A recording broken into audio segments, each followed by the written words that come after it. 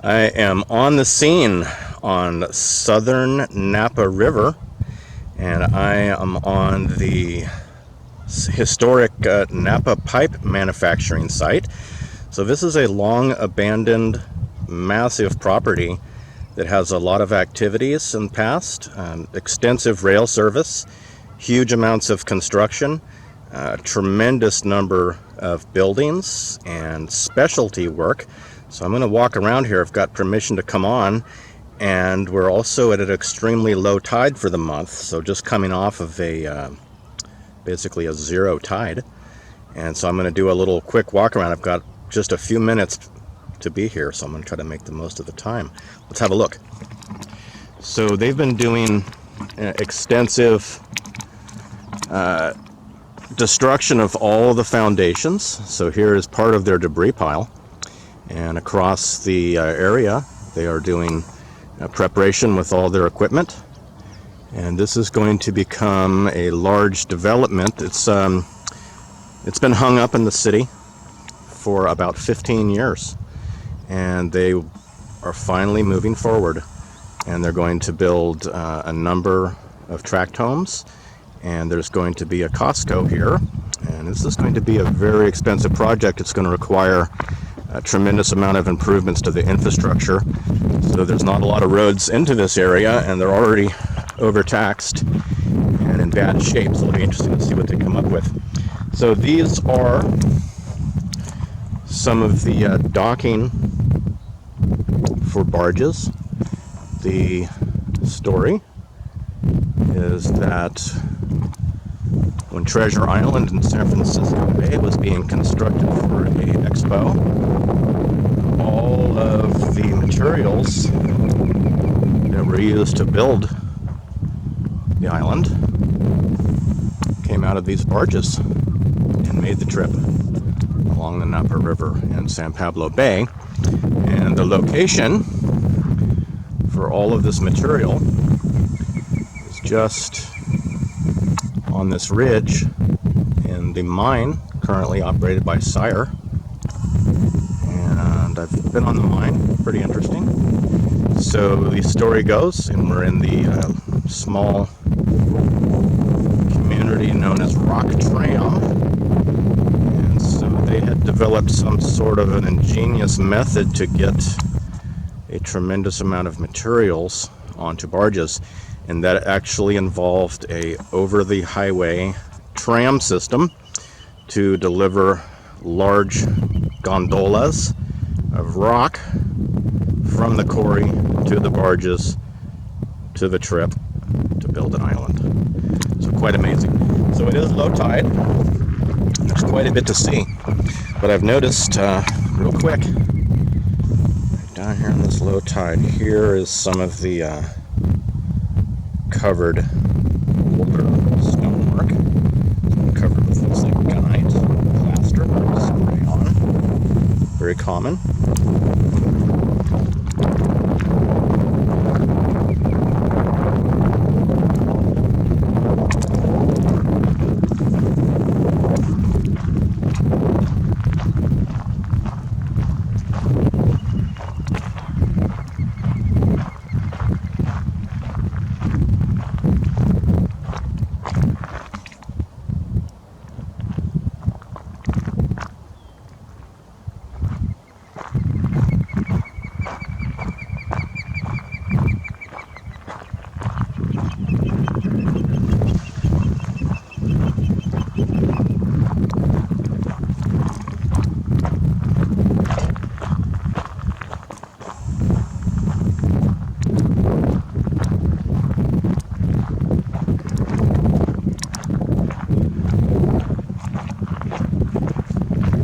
Never been here. Not longer than 10 minutes yesterday, and it was not low tide at all. So this is a very exciting view for me. And a little bit more about the Napa Valley, Napa River, is that I've seen some very old maps, and this channel, which is currently blocked from river flow, was the original route of the Napa River. And there are some older maps that show Napa as it once was. This section here, without falling in the river, is an actual constructed channel, and it's something like 2,000 feet long, and it represents an area of over 600,000 feet of channel that must have been excavated for large traffic to avoid this out-of-the-way mud-filled area. What else can we see?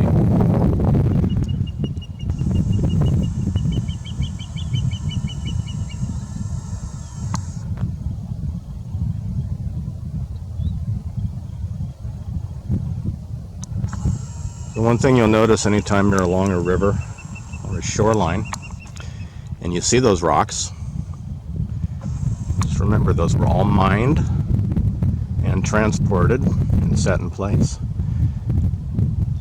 So as you explore your area, sometimes you'll find that these artificial shorelines or coastlines, erosion control, what have you, are miles long. Many miles long. So a lot of people tend to forget that involves mining and transportation. And some of the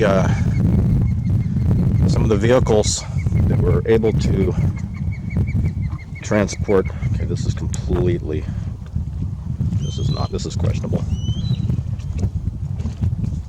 The guy gave me one set of instructions, and that was not to fall in. The agreement. Shit.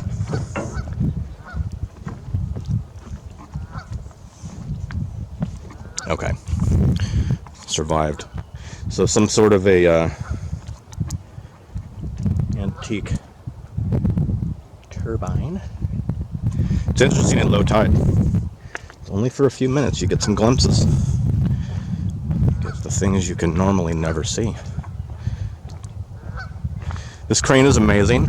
It's quite a bit smaller than the cranes in Mare Island that are around their dry docks. But obviously this is a massive crane. I'm curious to see if there's any specifications on it that will tell us what its load capacity was.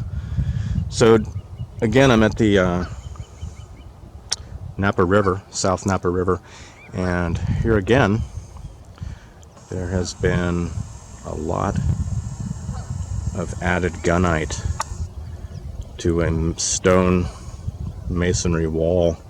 Seems to be on the end of both sides of all of them.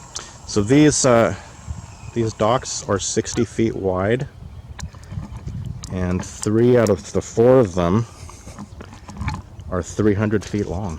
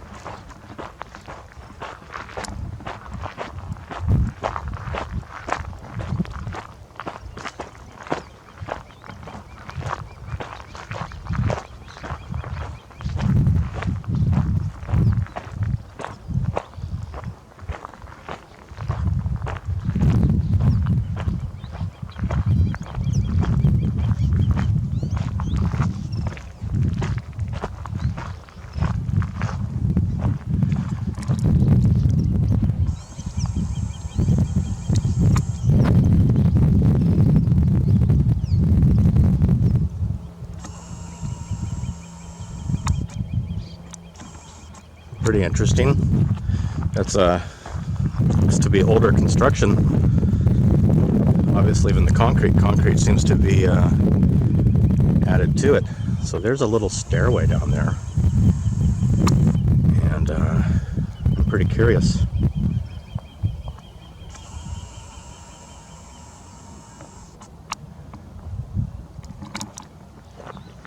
A lot of old rails. Each one of these bays between the docks had complete rail service. So these cars were able to come in here and they were able to load and unload whatever was necessary. There's also some history here that suggests that this was a location for some of the projects that may have started or finished at Mare Island, which is just a few miles south from here in a very wide, deep channel. It's acceptable for almost anything. Here's some more debris. Very old steel rails. Very heavy gauge. Couldn't get any dates off of them.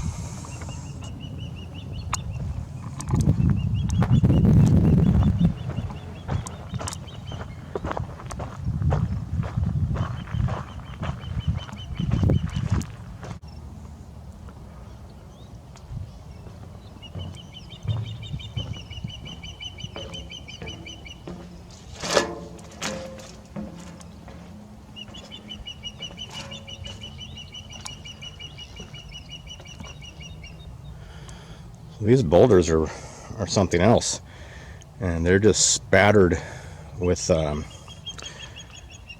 essentially heavy aggregate, very thinly mixed spray-on plaster, and they would just have a high-pressure gun and a hopper full of plaster, and these guys can just spray anything, but it seems to be coming off some areas and revealing the masonry underneath. So these are huge. These are huge constructions. Quite interesting. I noticed some markings on the wall down there. No idea what that is from. So pretty exciting. Possible barge traffic, possible ship construction, dry dock history. Rail service. So there was a time when industry was much different in Napa Valley than it is now. A lot of ways it doesn't even resemble what it once was. A lot of people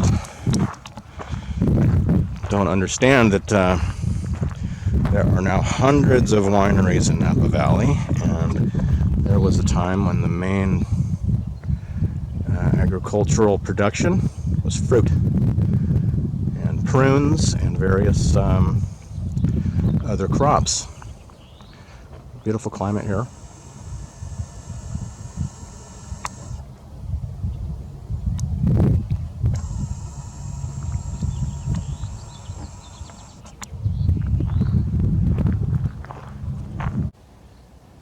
More observations down in the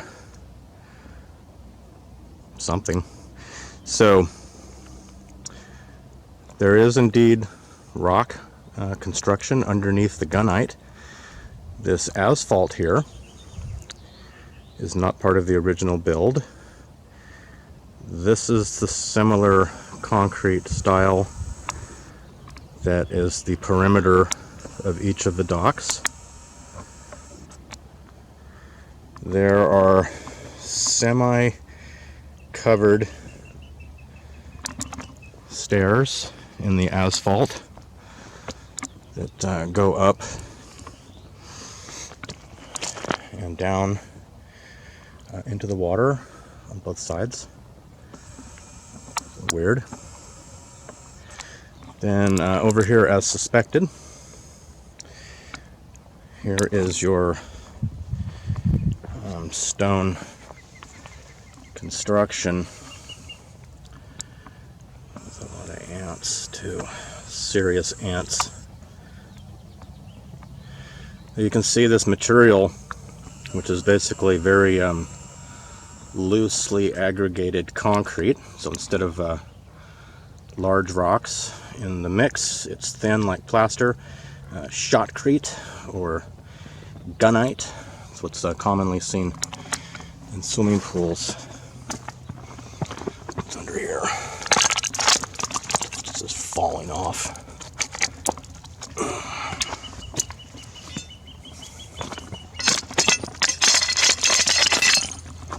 And it's just boulders. Well, it looks like boulders because it is. So this is an older construction, which was founded. Somebody Eureka'd this thing, and they didn't bother to tear it out because it was perfectly strong enough for adding on their dock. There's another example of different construction eras. It's pretty easy to see when you start looking. So the docks are very well constructed. The concrete is amazing. Is the hardest, thickest, strongest. There's really no evidence of cracking or failure at all, so it's incredible. Whereas this addition, this tasty little addition, is garbage, totally garbage. So it's not even level. It's falling apart. It's full of cracks. But as we saw on the previous dock, this entire slope section and asphalt was all added. So this is actually covering something, and where you can see this cave-in area. So there's a vault under there, and I don't know what's in there, and we're not going to find out right now. But it's interesting because the project manager here, as I was asking him about the site, I was hoping that he knew where the brick buildings were, but nothing there. But he did say that they found an alarming number of subterranean vaults. So a vault, so a large concrete subterranean chamber, bunker, whatever you want to call it, place that it's essentially whatever's inside is indestructible, and they're out here all over the place.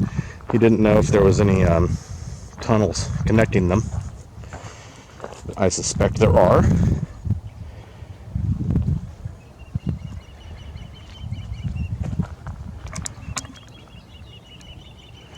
So I'm with you on the first time on this. I have no idea what I'm going to see or say. So along the water line, which is, you can see where the water normally is. But down here, let's see if I can not be terrible. The whole run has parallel, vertical, predictable tool marks, which appear to be probably in bedrock, right? Because the concrete perimeter wall, which, as I mentioned, is essentially undamaged. Over here, you look at this chunk. I mean, somebody dropped something that didn't just pop out over time. No. So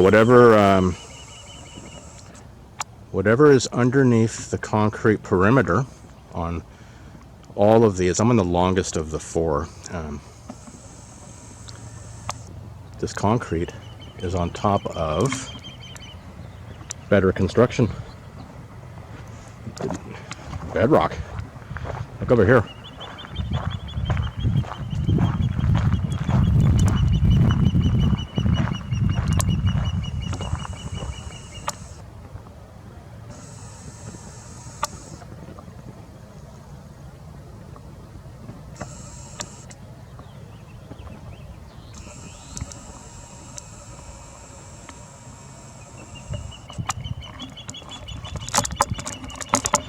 All right, so time to go.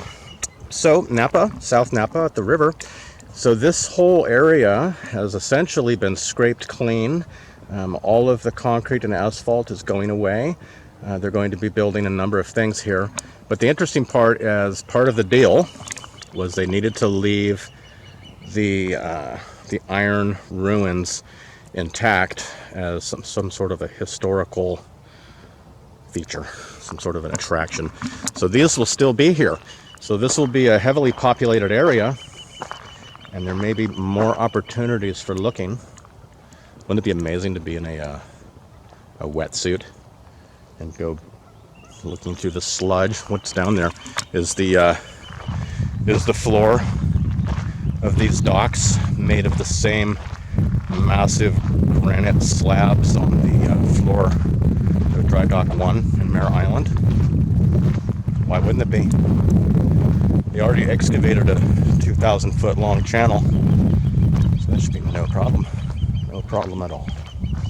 Everyone have a great day, and I hope you're finding time to explore and look and ponder. What a nice day.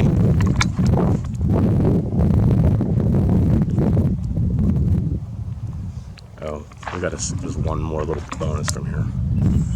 Let's check this out. This is the Great Crusher. Look at him. It's an 18-foot tall man right at the gateway of the Napa Valley. It's the largest bronze statue west of the Mississippi. Right here in Napa.